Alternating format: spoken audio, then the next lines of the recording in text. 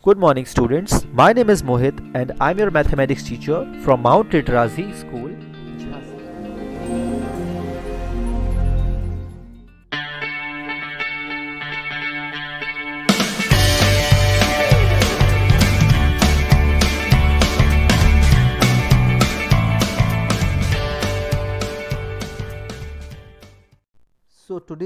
So today we're gonna talk about these properties of whole numbers.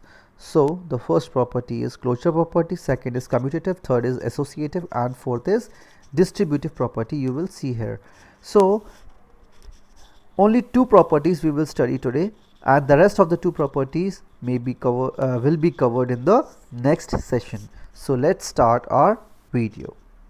So properties of whole numbers. Properties of whole numbers, I am reading here now.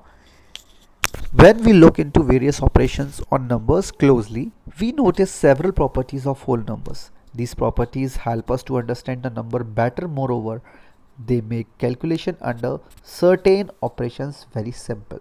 So now the first is property of closure. So closure property for addition first. So what is the closure property for addition? Like, let us each of you in a class take any two whole numbers and add them. For example, you can see some examples over here, like 7 plus 8, you will get 15 as a whole number. 5 plus 5, you will get 10 as a whole number. Similarly for the next one. So when you are adding two whole numbers, you will get the whole number. So this is the property for closure. So this is the closure property for addition. So your multiplication also like this, like 7 multiplied by 8, you will get 56, a whole number.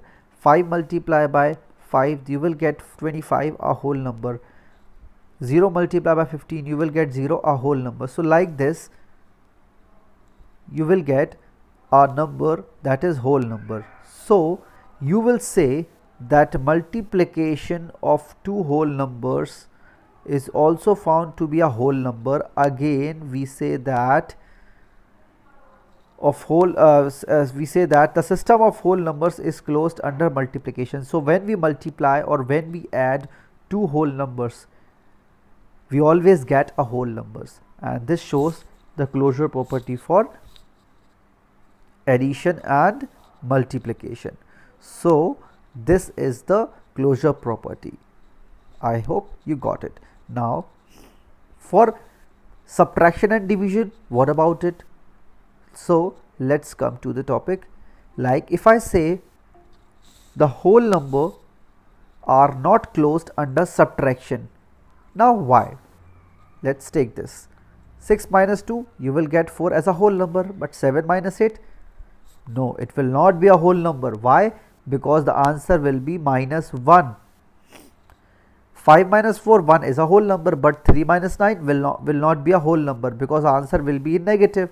So this property doesn't come under closure. So subtraction is not coming under closure property. Now whole numbers for closure property for division. Are the whole numbers closed under division? No. Observe this table. You will see that 8 divided by 4, a whole number. 5 divided by 7, 5 by 7, a whole number. 12 divided by 3, a whole number, and 6 divided by 5, that is 6 by 5, not a whole number. It will be a mixed fraction, mixed number. So you will say that justifying it by taking a few examples of your own. So you can also take your own examples for that. So commutative, so this is the property for closure. Now we will study about the commutative property, and in this you will say that this division is not comes under the closure property. So now let's start commutative property. So commutative for addition and multiplication. It simply says, let me convey you in a very simple words, like whenever you add numbers, whatever be the sequence, whatever be the order of the numbers you have written, the answer will be same, and this property shows the commutativity of the addition. For example, if I say from 3 I go to 5, means 2 steps, or in the second line, number line, you will say from 2 I forwarded 3 steps, so I reach 5. In both the cases we are reaching 5, we are reaching the number 5. So it means whatever be the sequence, like 3 plus 2 you will get the answer 5, or 2 plus 3 you will get the answer 5. So sequence doesn't matter in addition, and this shows the commutativity of addition. So similarly, 5 plus 3, that is 8, is same as 3 plus 5, that is 8. So the answer will be same. Try it like 4 plus 6 and 6 plus 4, for both the answer is same. So in addition you can arrange the number in any order. So this is the property of commutativity. Now commutativity for multiplication. Now here you can read it, that you can add any two whole numbers in any order. Now commutativity for multiplication. If I say that multiply number 4 and 5 in different order, so you will say that 4 by 5 means 4 into 5, and 5 into 4, it means you are multiplying number 4 into 5, so you will get the answer 20.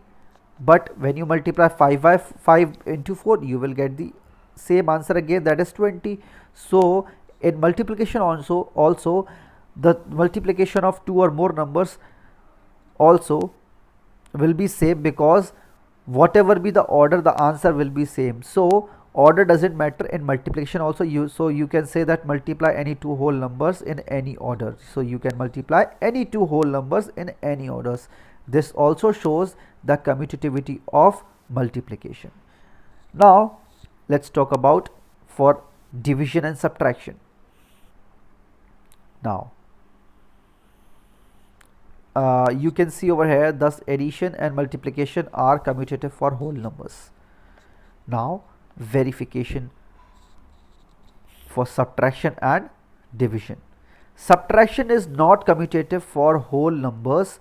You already seen over there, because if I write 5 minus 3, 5 minus 3, or 5 minus 3, or I write 3 minus 5, the order matters in subtraction, because you always subtract lower number, smaller number from the bigger number. Like 5 minus 3, you will get the answer 2.